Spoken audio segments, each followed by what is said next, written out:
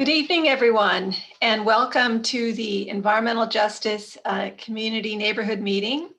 Welcome Riverview West, Santa Anita, a portion of West Floral Park and Floral Park, Artesia, Pilar, and Flower Park neighborhoods.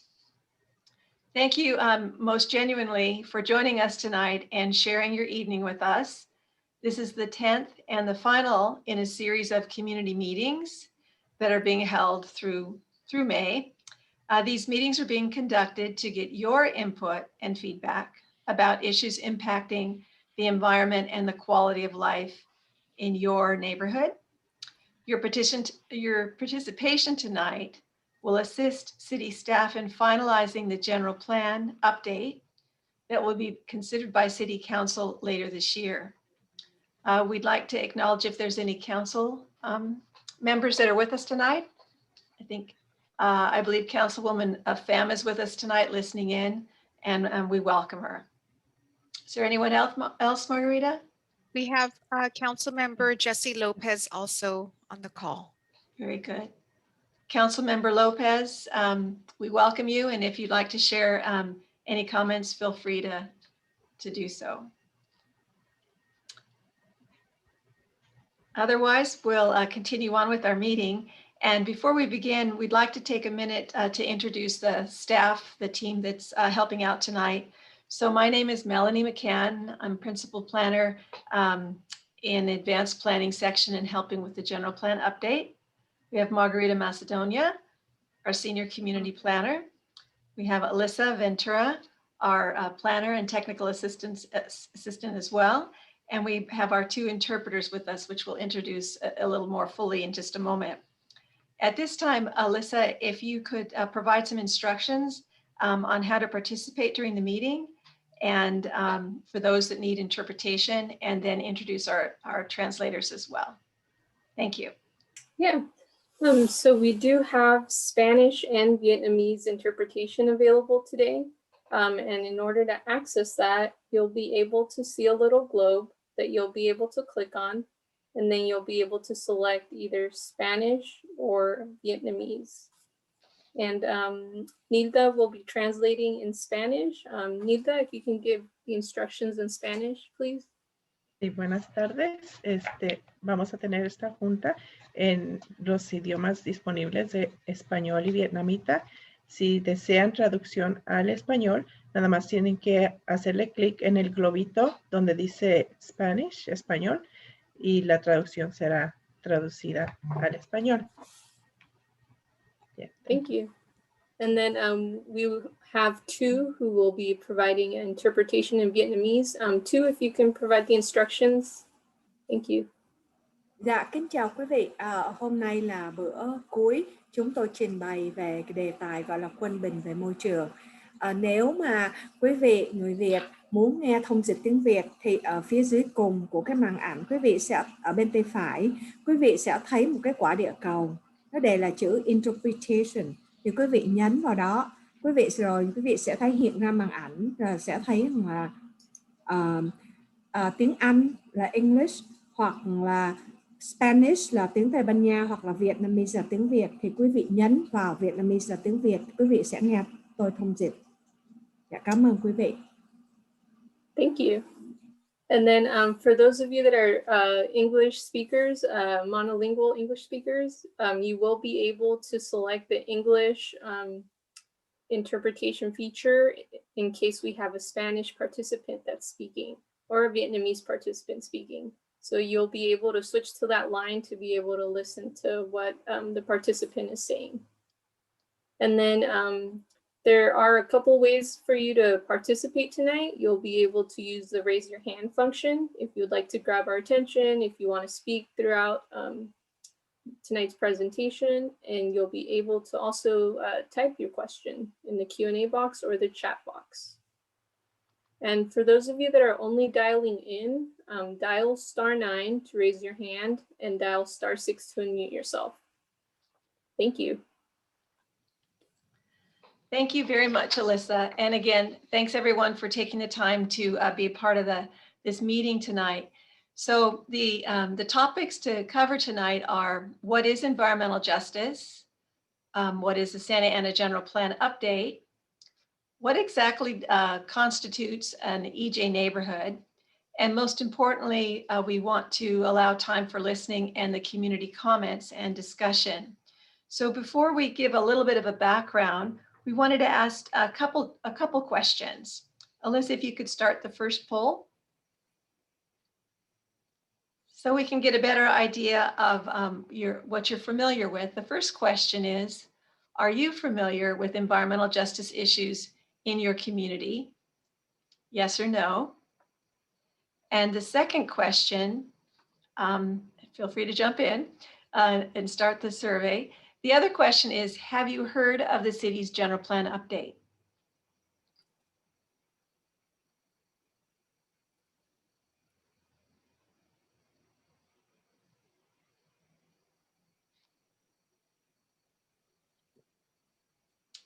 So we have a few folks responding to the first question, and the majority are saying that they're not familiar with environmental justice issues. And folks are silent on if they've heard about the general plan update, or they've got 100% no. So we have a great opportunity then to share some information tonight, and so we're all have a good foundation for our conversation. So again, we'll take that opportunity to educate everyone a little bit more and share some background. One more thing we'd like to ask before we jump into the substance is to ask you how you heard about the meeting tonight. We're always wanting to check on the best way to communicate to the community.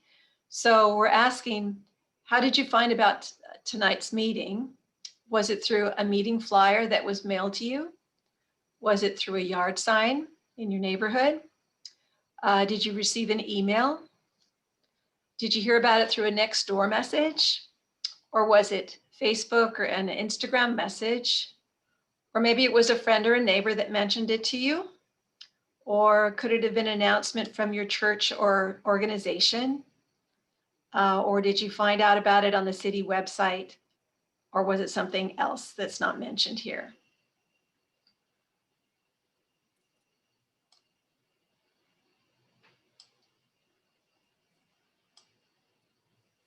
Okay, Alyssa, if we want to close it down.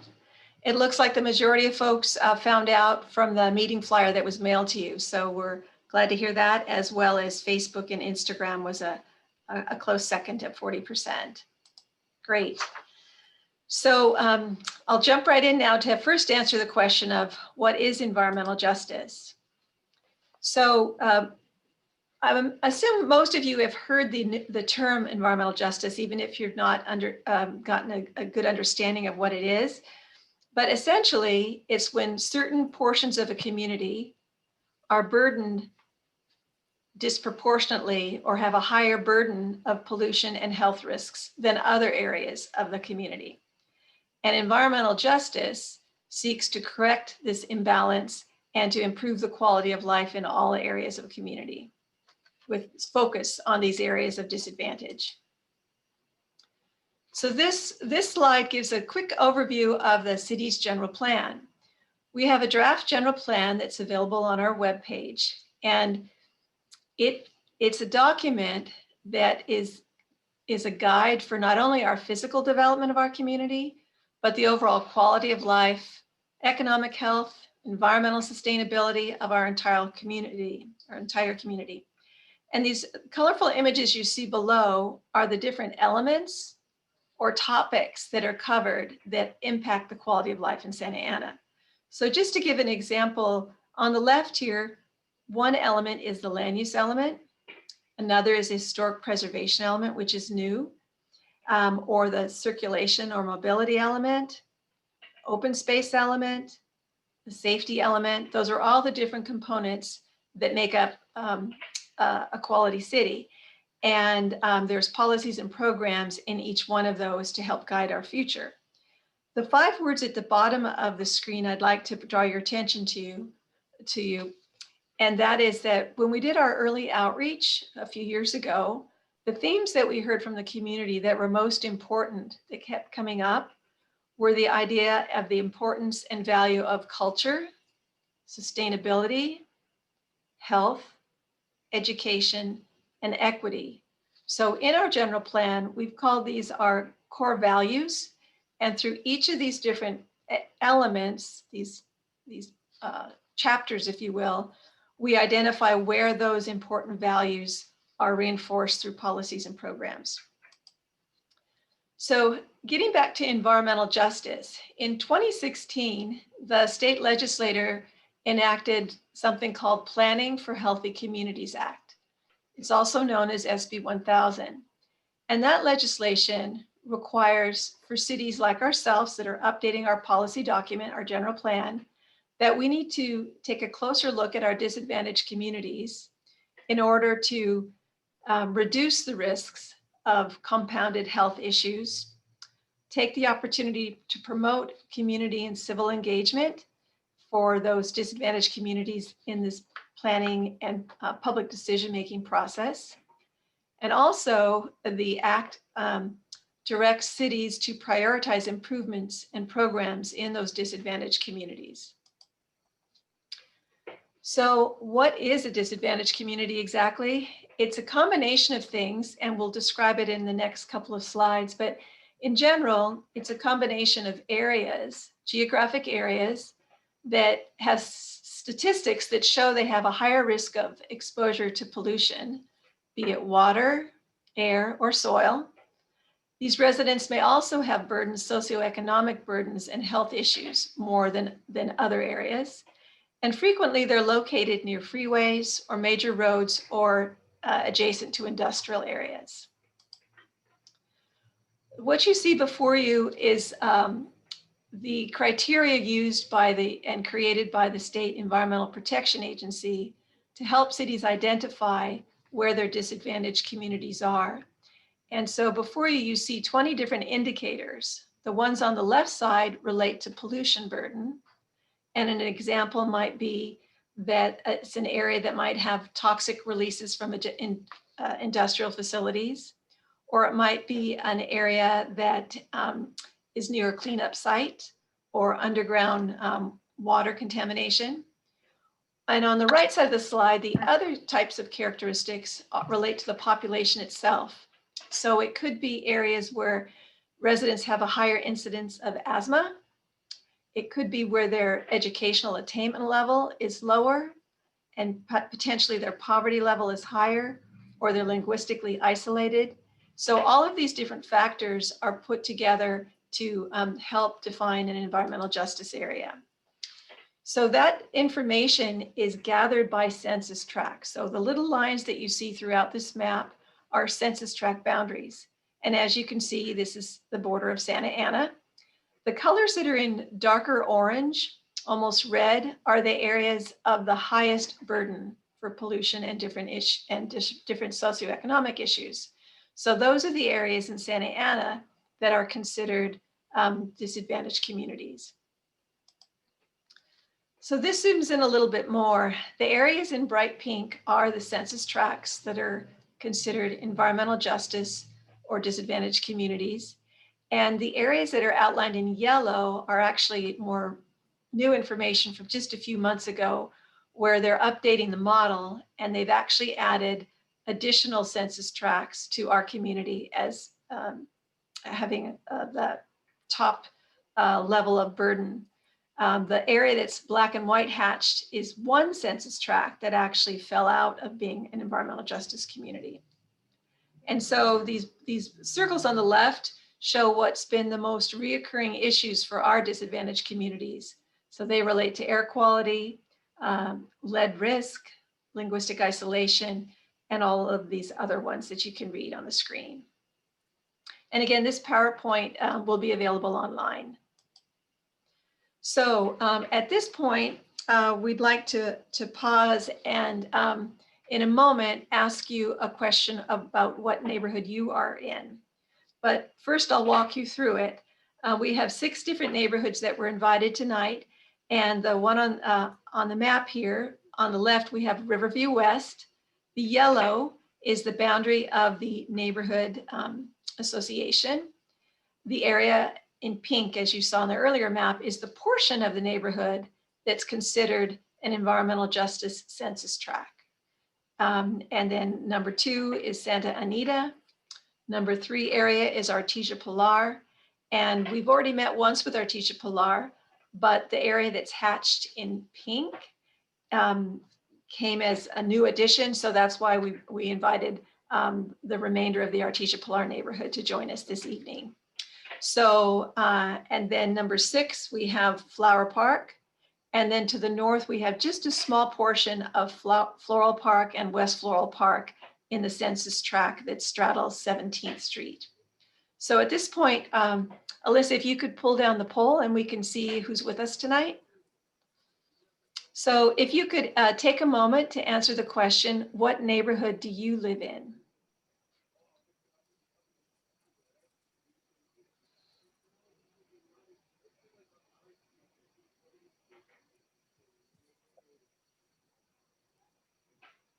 Okay, we'll just give it another second or two.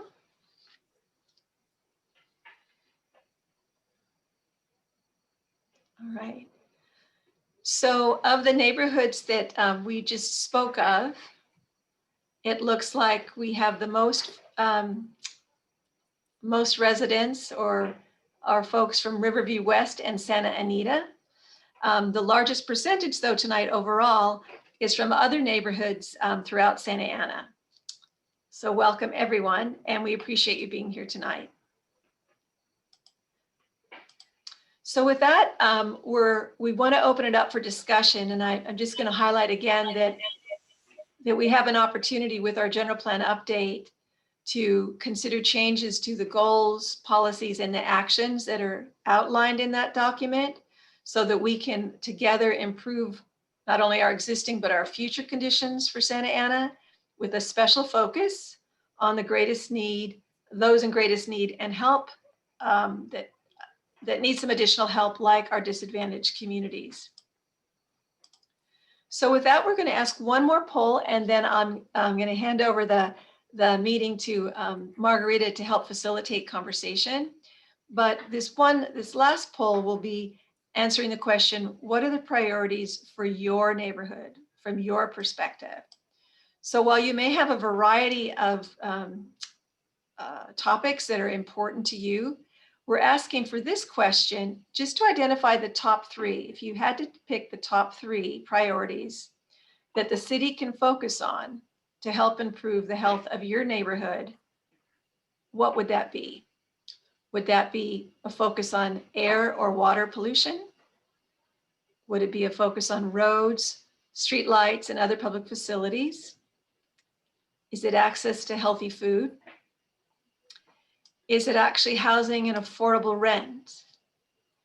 Another option is parks and recreation centers to promote physical activity. And another option is the ability to influence city policies and programs.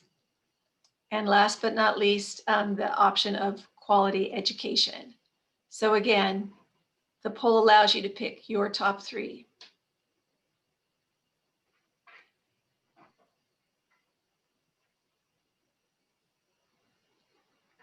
Great. All right, we'll give it one more second, and then Alyssa, you're welcome to close it. Thank you. All right, so the top 3 were air and water pollution. The next one was housing. Oh, let's see. Actually, the top one was parks and recreation and community centers, and the ability to influence city policies and programs. And then thirdly, the air and water pollution. Great. Well, thank you for that. At this point, I'd like to just reintroduce my colleague, Margarita Macedonia, and she'll walk us through us doing the listening and hopefully you sharing your thoughts and experiences. Margarita? Thank you, Melanie. I see that we have a question already, and I think this is probably related to the maps and some of the criteria that you shared earlier. So let's see, we have Louis asking if there's any information available that's ranking each of the neighborhood's risk factors, like with Riverview West, for example, the air pollution, the education, etc. Yes. On the city website, there is a more detailed evaluation of each of the census tracts, and it also cross-references by neighborhood. So Alyssa, maybe you could find that the link to our environmental justice page where that is at, and then we can also follow up with you as well for additional detail. And it does break it down by the different indicators and the ones that are of highest burden for each census tract and neighborhood. Hope that answers the question. Thank you. And I noticed that we have more people who've joined since 15 minutes ago. So we just wanted to say that we have interpreting available in Spanish and Vietnamese. Los que ocupan traducción en español lo tenemos disponible. And I guess I would turn it to Tu if she wanted to remind us on how any Vietnamese callers on the line can connect to the Vietnamese channel. Tu, I'm gonna remove you quickly so you can just do the instructions for any callers. Go ahead, Tu. Dạ thưa quý vị, những người Việt mà muốn nghe thông dịch viên tiếng Việt á, thì quý vị ở phía màn ảnh của quý vị phía dưới, quý vị bên tay phải quý vị thấy có cái quả địa cầu, quý vị nhấn vào đó. Rồi quý vị sẽ thấy trên màn ảnh hiện ra nó có chữ là English, Spanish hoặc Vietnamese á. Thì quý vị nhấn vào chỗ Vietnamese thì quý vị sẽ nghe tôi thông dịch. Dạ cảm ơn quý vị. Yes. Okay, thank you. Thank you. Okay. All right. Well, welcome everyone. We wanted to thank the neighborhoods that we've been working with and the organizations to get the word out. We wanted to acknowledge our executive director, Min Tai, who's on the call as well. And yeah, we're just, we're excited because, it's been quite an engaged month or 2 months actually to really hone in and to be able to do some listening, and that's what it's about tonight. So we wanted to open it up to listening to your experiences as residents, business owners, or people who are in frequency with the neighborhoods that have been invited to participate and connect. And so we've heard about your priorities on having more parks and recreational open spaces, the ability to influence public policy, air and water safety. So around those areas, or even some of these other examples, including safe and sanitary housing, healthy food access. So we wanted to hear from whoever wanted to raise their hand first to share about what kind of experiences, challenges you are encountering in your neighborhoods that are very connected to environmental justice efforts or needs. And also, if you want to elaborate on what kinds of policies or concrete actions you would like the city to consider including as we continue to update our general plan. So I see that as a phone caller, we have Julie Melcher, we have your number memorized because we're so in frequent contact with you, but perhaps from the perspective of the Riverview West neighborhood, Julie, if you want to elaborate on, what the experience is or has been for you. Go ahead, Julie. Well, just working with the community helps a lot. A lot of people want to give you your complaint, and that's really important that we can talk to the city and get some of those things done with some of the issues that we have. Parking, the mall has a lot of over parking in our neighborhood, and that's been kind of stopped a little bit through the help of Planning Commission. And so, yeah, there's, a few issues in this area. Prostitution is one. Yeah, and those I are don't know some along Harbor, like those are some of the immediate alarming concerns, right? That affects Always has the been. neighborhood. Yeah. And then the impact of traffic on Euclid is becoming a big problem. It's noisy, loud cars. That should be something that somebody should be watering the cars about, because they really are noisy. Motorcycles, of course, our community is growing and severely, and so now consequently it's difficult for those things to be overwatched. Thank you, Julie. That's all I have to say. Thank you. Okay, great. So we have Melanie on the Q&A. We have a comment from Tristan Miller. I am in Floral Park. We'd like to see a study of community choice energy to bring clean energy and reduce pollution for Santa Ana. OC has formed its own clean power authority, and this is key to creating funds for electric chargers, solar panels, reduction in our utility costs, and converting to clean energy. And so she references the website, the occleanpower.org.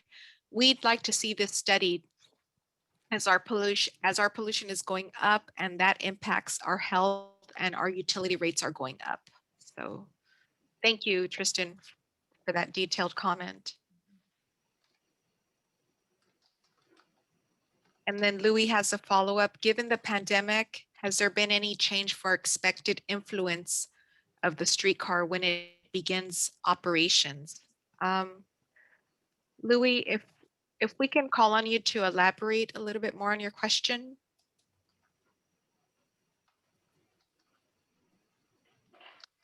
Just go ahead, if you can unmute yourself. Go ahead, Louis. Hi, thank you. Yeah, I was just curious because the streetcar project had started. It pretty much straddled the pandemic in terms of being approved and then starting construction before, and then all these expectations of how it was going to shape our city.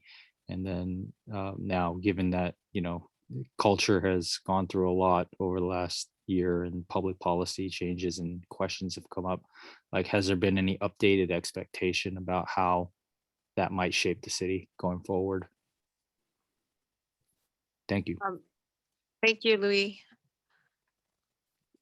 I guess I would offer that, we're still very hopeful that you mentioned COVID, that as the pandemic subsides, if you will, and is managed, and we're all healthy out there, that we can get back to sustainable practices, such as encouraging the streetcar, for everyone to start using transit more again, feeling more confident of the safety factors because of the pandemic.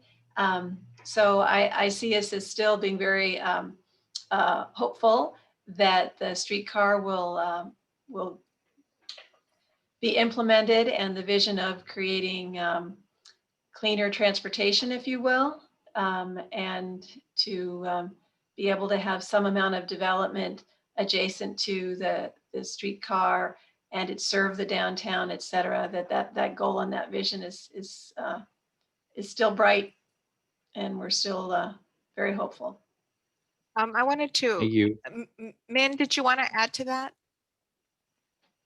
Oh, I think his audio, we're having an.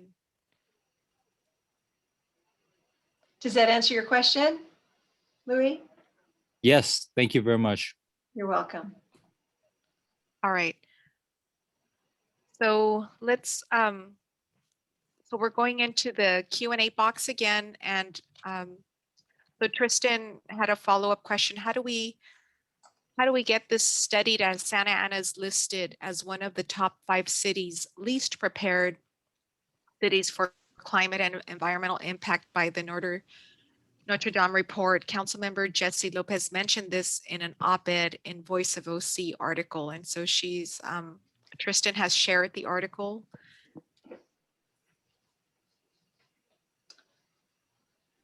So, so that's something that we can look at our general plan and see about, as you mentioned, I think earlier, to study the opportunities.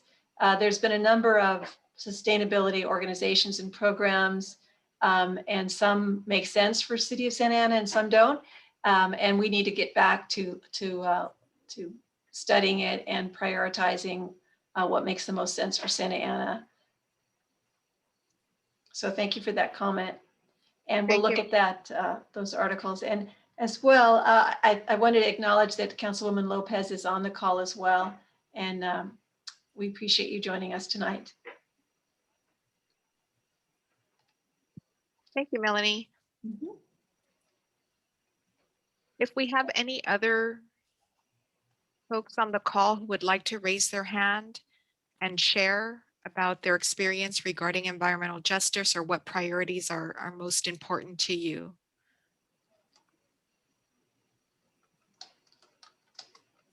Okay, I have Cynthia Guerra. Hi, Cynthia, go ahead. Hi, I thank you for hosting this meeting tonight. I think I just really wanted to call in to really highlight the need to preserve open space, especially in the communities that are considered disadvantaged communities. I'm looking a lot of like at this map, and something that I'm looking at is these disadvantaged communities and the amount of open space that have available to them. And for example, if you look at Santa Anita and Artesia, Pilar and River West, there's this big piece of land, right, that is there, which is the Willowwick Golf Course. And I'm thinking of about the fact that these areas are deemed disadvantaged communities, even with the benefit, right, that this 102 acres of public land is providing. So benefits of improving air quality, helping with like stormwater retention, helping with the heat island effect, ensuring that when it's summer, you know, it's cooler. Usually areas that are close to parks are, I think, around 6 degrees cooler than areas that are farther away than a 10-minute walk from a park, right? So I think, so I know that in the general plan right now for Santana, there is no proposal to rezone the property, and I really urge the city to continue to commit to that as of now, and to commit to also preserving other current open space and creating new open space, because like I said, if you look at the map of Santana, just how many disadvantaged communities there are, we need every inch of open space there is, of green open space there is, and we need to ensure that we can continue to get those benefits that we get from parks. And like I said, right now we're you know,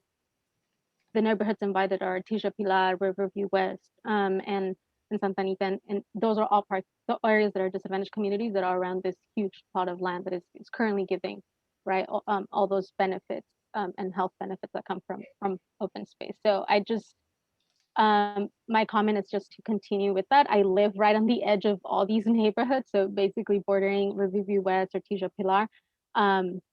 And so even though technically my census tract doesn't fall within it, I know that I'm receiving those benefits as well because of that proximity. So just urge the city to continue to focus on that. Thank you, Cynthia. Okay, I have Tristan Miller. Go ahead. Hi, everyone. Thank you so much for doing this event. And I wanted to second what our previous caller just said, because we ranked about 85th out of the 100 cities that were studied for open spaces. And we right now have about 4% of open parks. And as we know, trees are powerful in addressing climate change because they can take in a lot of the pollution and the emissions and give us back oxygen. I mean, it's equal to a car driving 26,000 miles.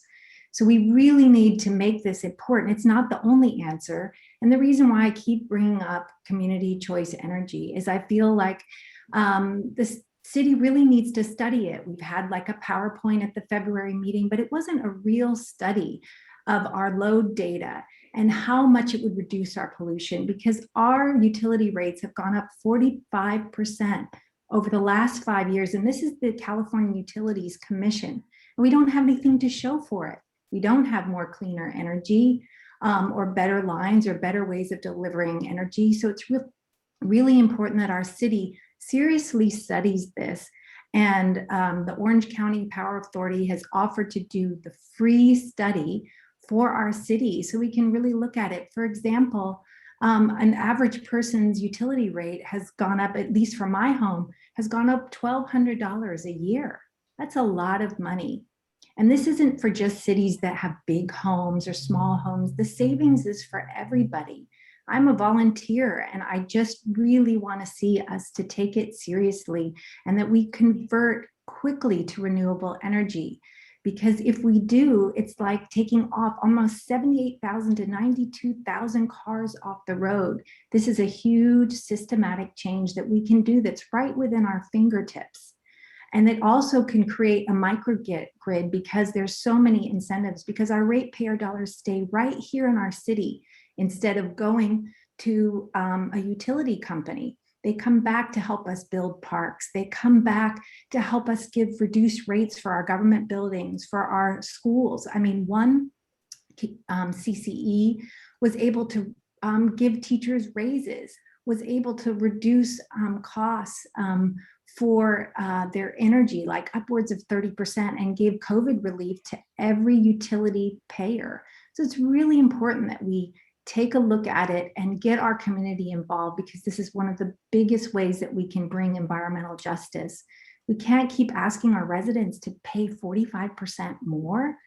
We really have to come together as a community. Plus, we can have more parks, we can have funds to do the things that you're talking about here today.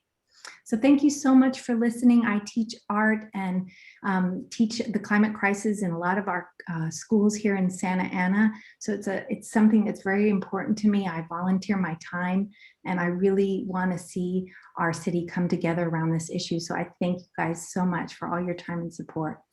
Oh, thank you, Tristan, for bringing the point home. So we definitely have heard you loud and clear. Thank you. Okay, we're going to move on the hands raised before we go back to the Q&A box. So we have Terry McCall. Hi, Terry. Go ahead, Terry. I'm trying, I'm unmuted now. Thank you. Good evening, Margarita. My concerns is about the Santa Ana Boulevard streetcar, what phase is that, 2 and 3? Right now, they're at Santa Ana Boulevard between Rayett and Bristol. What was very impactful on the community, because they had dust in that community for weeks and weeks and weeks. Trash and tripping hazards. What's going to be done to enforce the environmental justice laws against the contractor, so that they don't thumb their noses at our safety? Mm-hmm. Well, Terry, I know that you've been able to share, at some of the different meetings and from many of the concerns, regarding the dust and the tripping hazard. And I know it's been elevated, right? There are some meetings that have come up recently, and even at last night's Artesia Pilar neighborhood meeting, we heard directly from Teresa Oliveri from OCTA that, they're having meetings to discuss the quality control, aspect from their contractor and their technical team. So I think those are some steps that are, being realized. And, part of that is the attention that you and others have brought to the project. So yeah, we think that since that agency is primarily responsible, for the construction, I think we're, there were some delays with the project, but I think that by having those meetings, we'll be able to see an improved outcome just regarding for the remainder of that project. I hope so, because Yeah. the way how the contractor behaves now, there's like, we don't care. I understand they've been fined a lot, several different items all the time. They just don't care. Terry, this is Go ahead. Minkin. So Terry, thank you for your comment, and I didn't realize it, but we actually met last week when Yes. our team was walking the streetcar right away. So just want to share with you that your voice have been heard, and we are elevating our concerns, our residents' concern to OCTA, and our staff is pressuring and demanding that these issues be addressed. So I wanted you to be rest Men, assured that your voice are being heard. Your voice is being heard, and we are working on the issue men, with OCTA. when I met you last week on the site, you walked down 4th Street towards the cement factory, correct? We walked down, no, actually we walked 5th Street. We walked Santa Ana and then we walked 5th Street, not 4th. I thought you went up to their construction gate on that side. We did. Oh, okay. Did you see the hole in the along the roadway there? The fence is being supported by 2-inch poles, but they're on the traffic right-of-way side. About maybe a foot has collapsed into their ditch. And that's leaving a foot hole in the. You saw quite a few safety violations while you were out there, didn't you? Well, we observe a lot of issues that we want to work to address with the contractors. So a reason why I wanted to share with you is I want to let you know that we heard you, we heard the community, and we are working with OCTA to address the issue. As you understand, the project is an OCTA project, and we're making sure that, you know, their operations, their construction activities is up to standard in our community. So we are working to address that. I understand they have survey issues out there too. They may, and you are welcome to contact me directly to discuss all of these issues, as well as with our city project manager. So I will give you my phone number, and we can discuss this when we have time that we can share and discuss these issues in detail. Yeah, thank you, Terry. Thanks for continuing to bring up the issues, and just to remind us, you know, that's also important. So Okay, I'm gonna thank you. mute you now, Terry. I'm gonna mute you now. Okay, so let's go to Alyssa. Can you let us know what's going on the chat? Yeah, so there is one chat comment. Over several years, we've seen auto parts stores turn into auto and repair shops. They are using our streets to park their cars being repaired. Residents lose parking space. Is this legal? Can something be done? Okay. So the comment is that that auto repair retail stores are actually using some of their parking spaces to repair vehicles, I think. Yeah, And so the use is changing. sure. So we definitely have some tools to address those sorts of things. And if you can contact us later or provide the address or the locations, we can research it and we can check to see what use they're permitted for. But generally, auto repair and that sort of thing is supposed to be inside an enclosed garage or structure. So if that's happening in our retail centers, then that's something that the code enforcement can help correct and address. Thank you, Melanie. Sure. How about on the Q&A, Alyssa? Yeah, so there's a couple from an anonymous attendee. Not sure if it's the same person, but the first comment in question: my concern wasn't listed. I don't feel safe walking anywhere due to the growing homeless population.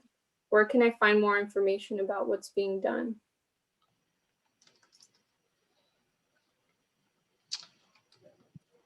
So, well, for starters, we do have a homeless coordinator, if you will, in the Community Development Agency. So we can follow up with you in some fashion and see about the actual geographic area that you're having issues in and see what city resources and groups we can direct to that location. Yeah, we wanted to elaborate that. I'm gonna just drop in the My Santa Ana.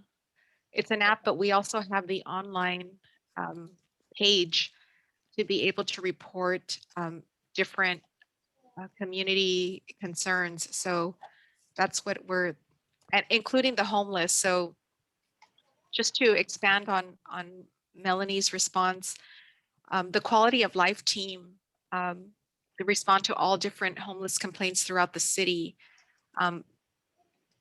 But they are able to coordinate that when it's reported using the My Santa Ana app. That way they can be able to respond with the other agencies that need to respond at different locations. So that is something to report. Likewise with the code enforcement concern that came up earlier. Those are different tools and now the My Santa Ana webpage and the app, you're able to report more issues outside of like graffiti or, you know, some of the potholes. It's kind of beyond the public works scope, which is really helpful. But either way, you know, there are those tools that it's really important just to be able to use them and to use them effectively so that you're getting results. And there's a couple more. Okay.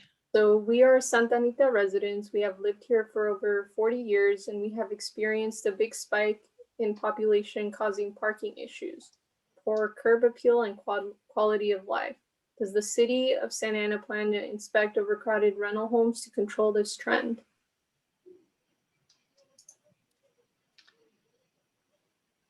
Min, would you mind touching on that subject?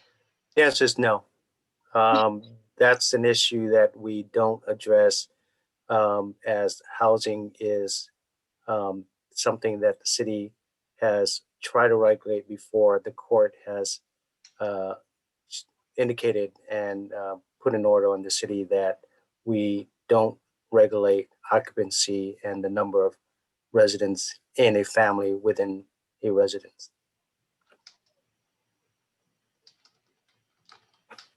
Thank you, Min. And we have another one, right, Alyssa? Yeah, so anonymous attendee says, my question about My Santa Ana app, I have reported 3 issues and the status turned to resolve, but the issues are still there. There's no way to know what they did to resolve or contact a city worker who did that. I've tried to contact, but there is no response. And the Santa Ana app doesn't have the option to connect with someone who takes care of the case. They didn't take their job seriously. Should we have someone really care about what the residents report? Thank you. So with that one, you know, from time to time, there are some issues that are like not completed or they're not resolved, or they don't say that it's been resolved. It's kind of still lingering. It could be a street light, it could be graffiti. So our experience is that, you know, if you're not getting a response with a particular issue that you're reporting using the My Santa Ana app or the page, you can, and it depends which agency, right, is responding to it, but you can contact, you know, any of us and we'll get it. Like, you know, if it's a public works related matter, we'll get it to our community liaison, Michelle McCaleb, who's working with public works, or if it's like a PD or code enforcement. I mean, there's ways to do that. So yes, that if it's great if you're using it, but if you're not able to get the issue resolved, you can always follow up with, you know, public works or any of the city agencies. In terms of expecting to be able to contact the employee who's taking care of the problem, it's not set up that way. So I don't know, Min, if you wanted to add to that. I was just trying to, you know. You're muted, Min. Oh, I'm sorry. Go ahead, unmute, Min.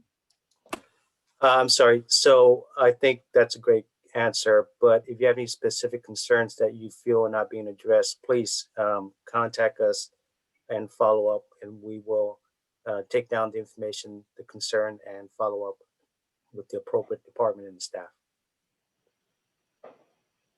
Hey. Let's go back to the hands raised. I see Kyla Villegas. Go ahead. Hi, everyone. Can you hear me? Yes, we can hear you. Hi, everyone. So my name is Kayla. I'm with Orange County Environmental Justice. I've had a few conversations with Melanie. Good to see you here. So I know we've had this conversation with you all throughout the past few months. So I just kind of wanted to emphasize it one more time with soil-led contamination. So I know, again, I'm just trying to emphasize it again. So with this soil-led contamination, not only can the city and within the general plan as well address what's happening throughout the city by conducting testing and proper monitoring and investigation. I know through like the CEQA processes, I think cities are like the main agencies, right? Going through EIRs and all that stuff. So y'all are on the ground, having access to such data. So y'all have the power to create awareness on the lead contamination issue across Santa Ana. Not only to tell people about where it is, what to be aware about, but also create positive change and taking care of our residents who have been exposed to it. On my second point, real quick, is the preservation of parks. I believe Cynthia Guerra was talking about this earlier. I myself have to drive like 10, 15 minutes away from Santa Ana because I don't feel safe at our parks. As a woman of color, I don't feel safe walking alone. Even in broad daylight, I don't. So I go to other parks nearby that are not in Santa Ana. On top of that, they're not as big. They're not as spacious, especially for the active activities that I would like to do along with my family and friends. So yeah, just to bring that up. And then lastly, I think a lot of the environmental justice issues can be addressed with the climate/public health emergency. So I would stress the board to, also push that forward. Y'all have the power and influence to do so. And yeah, it would address a lot of things like air quality, noise, parks, a lot of environmental injustices that Santa Ana is facing. So yeah, thank you again for listening and looking forward to direct action. Thank you, Kayla. All right, we have another hand raised, Kyler Asato. Go ahead. Hello. Awesome. Yes. Can you hear me? Yes, we can. Awesome. So my name is Kyler, or Kayla Sato. I'm also with OC Environmental Justice. And similarly to that, I want to ask about the soil-led crisis. I know that Kayla was talking about how we can really try to get it to be more of an issue, implement strategy and everything. So I was just wondering if there is a outright plan to address it, because this has been something that has been on residents' minds for over a few decades now. And there still has not been action taken. There have been several studies put out in various papers, like the LA Times, Grist, and many others. If you want to check out any of them, you can go to our website, because we have an entire list of all the press around the soil-led crisis in Santa Ana. I also know that the city of Santa Ana has applied for the environmental justice grant, which is why we're here today. So I was wondering what some of those steps are to address the soil-led crisis at the city level, and what partners do you plan to work with at the state level, like the Attorney General's office? Do you plan to use any models like the Drupa Valley General Plan, the Placentia Health Plan, as a model to address the soil-led crisis? What are the immediate steps and actions that you will be taking, and who will you be working with? just because it's really easy for people to say like, oh, we care about this crisis, we want to do something about it, but not have any of those steps and strategies to make it a reality. Especially if we have applied for the grant from the state government to do so. So we would very much like to see that happen. And while we're on the topic of community input, would love to see how we're going to be addressing some of the concerns that residents might have with water. I know that this is largely an issue with the Santa Ana Water District, but I think that the city can take a more active role in at least surveying people, implementing some end of tap testing, working with the Regional Water Board, since we have several city council members who are part of the board. So those are my main questions. Yeah, thank you. Thank you, Kyla. This, for bringing up those issues, and we understand that this is a major issue of concern for our community, and that's precisely the reason why we are going through this process to listen to the concerns and comments. The whole reason for this process is for us to be able to understand how these issues impact our community, and we'll be working with our staff to develop strategies and measures that we can recommend to our city council for addressing this and other issues that we have heard coming back regarding the environment, how we can improve the environment as well as the quality of life in our city. So we don't have all the answers today, but the part of this process that we are engaging right now is to listen to the community and to be able to take all your comments back, the recommendation, and evaluate where we can best address these issues, as we are part of a system that can help address the issue, but we don't always have the tools, or do we have the oversight authority to address all of the issues, but we can certainly be a facilitating part of addressing the issue in this process. So thank you for your questions and comments. We will take them back, and in terms of how we will be responding to these comments, once we're completed with the analysis, we will be able to provide a final set of recommendations, and our goal is to have that. Melanie, is the timing about summer, early summer? To have our draft general plan with Correct. the actions, yeah, Yes. within the summer. So we're working actively with organizations, citizens, as well as the organizations that have focus on these type of issues. And our plan is to evaluate and address the issues as best as we can in the general plan and the policy that it will provide. Okay, great. Alyssa, we'll go back to the Q&A where we had left off Okay. before. We have Tristan Miller, who says we'd like to help make that possible. We have over 10 community groups and hundreds of residents asking for this, and we have not seen a proper report done. And then she also mentioned, thank you all for your amazing work and support. I know you all work hard for our city. And then an anonymous attendee says, I walk my kid to school every day, and I saw the dog's waste getting much more every day on the sidewalk. They've still been there for months. I think it really impacts to our health since the bacteria from them. I think we should have public cameras on every corner or public sign to warn about that issues and other issues such as noise exhaust from the cars in the neighborhood.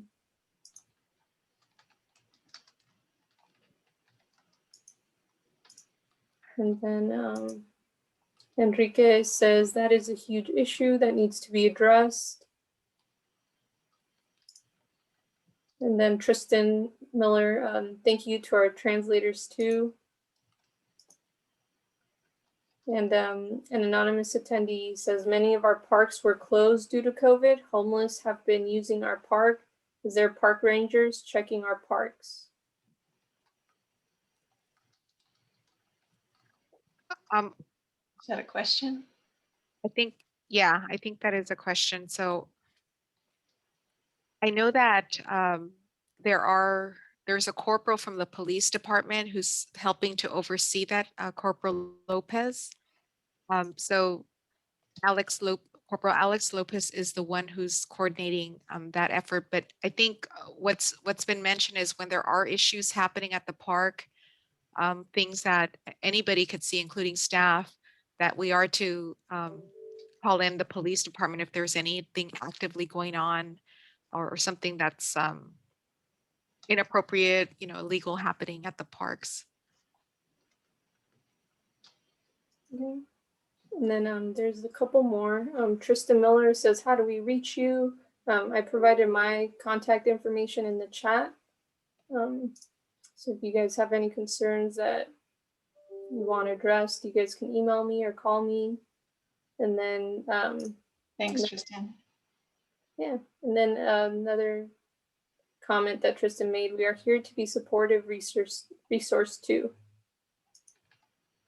That is so true.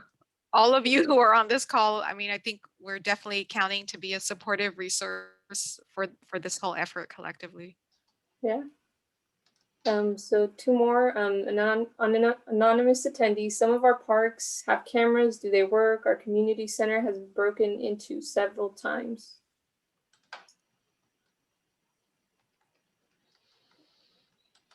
Yeah, there was one incident that I'm aware of in the Santa Anita Center that it was broken into.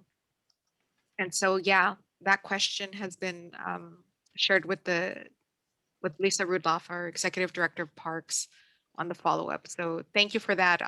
For me, it's a reminder to double check on what happened with the camera, because it may not have captured entirely what was going on during the break-in. And then one more from the anonymous attendee. Is there a city ordinance on how many tire shops are allowed? Our neighborhood has one on every block.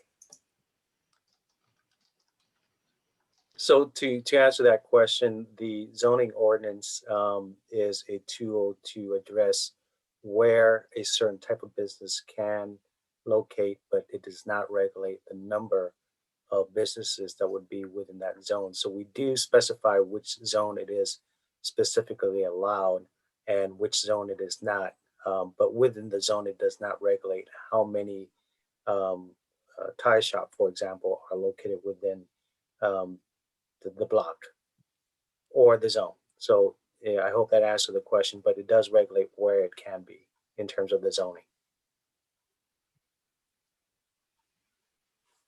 Okay. Thank you, Alyssa.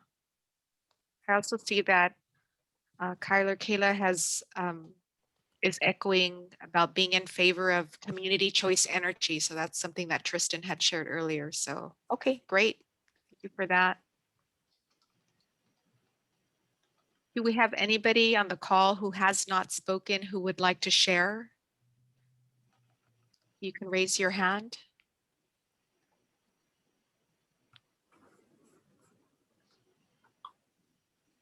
If not, Melanie, I'll turn it back to you. Very good. Thanks, Margarita. So, oh, we do have a hand raised. okay. So let's see. Go ahead, Enrique.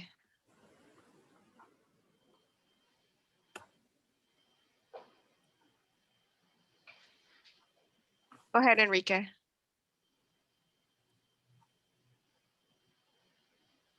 I don't think we're getting the audio from Enrique.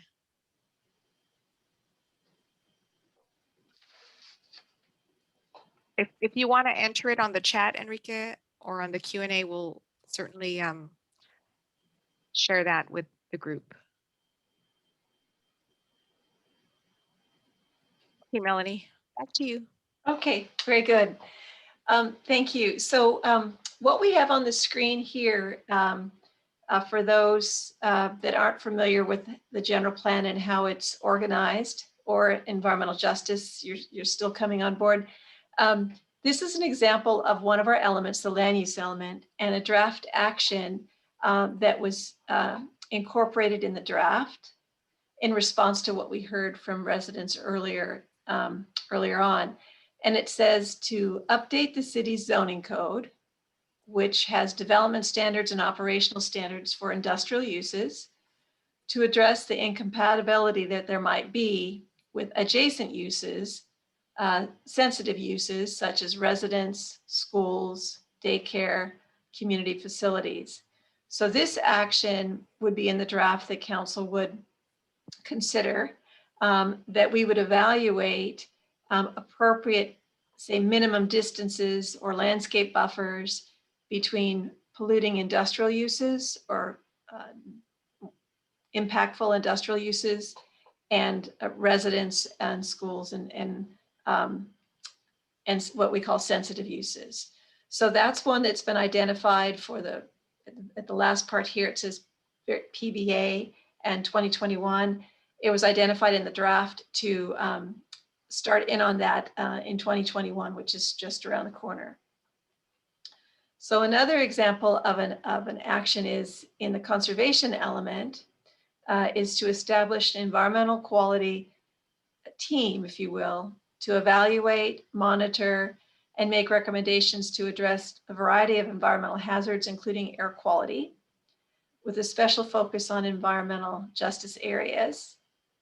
And as part of that, the last sentence reads, is to publish this information and the results on the city's website through potentially a dedicated environmental quality webpage that could connect to lead studies that perhaps UCI and Orange County Environmental Justice have helped to provide.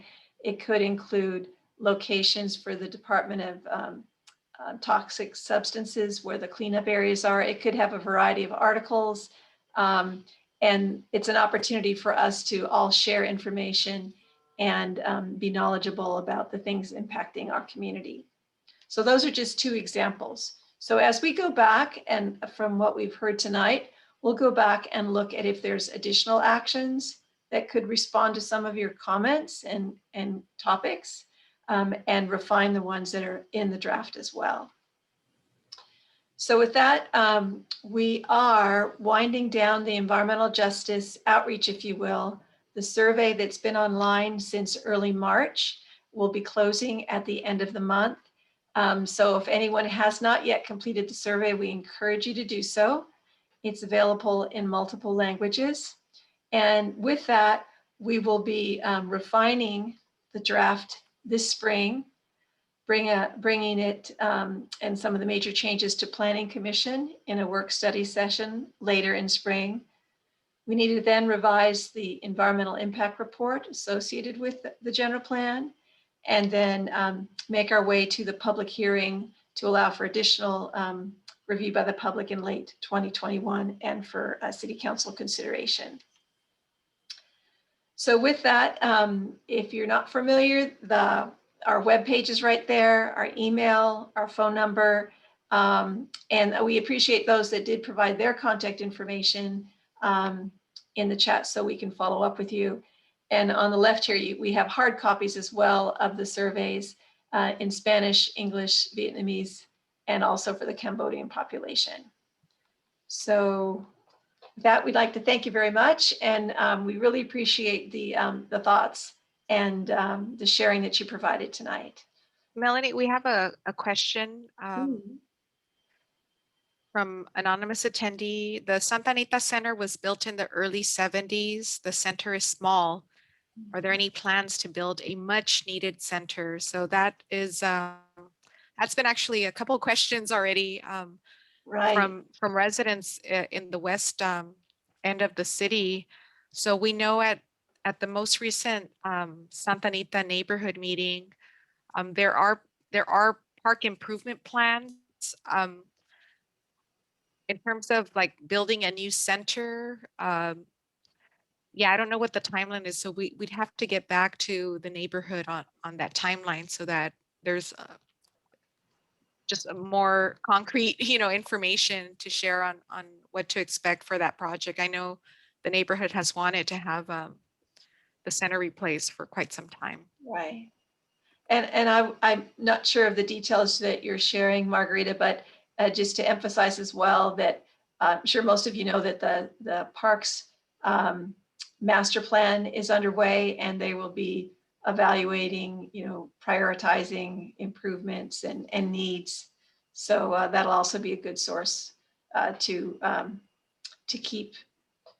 keep informed about and stay involved. If you haven't done their survey, they also have a master plan survey that you can provide your additional comments. So with that, are there any more comments or questions, Margarita? No, I just wanted to acknowledge the family that's on the call that couldn't get through.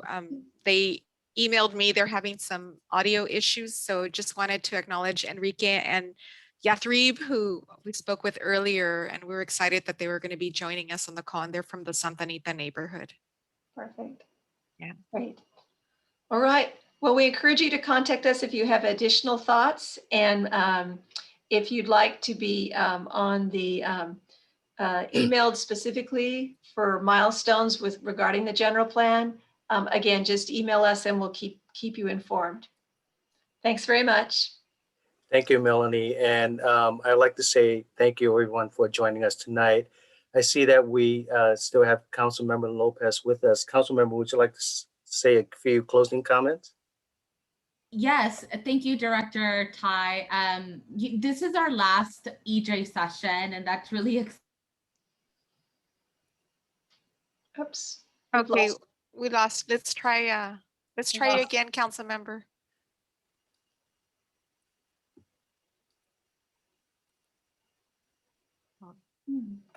Sorry, I think I dropped off there a little bit. Yeah, okay, you're back. You're back.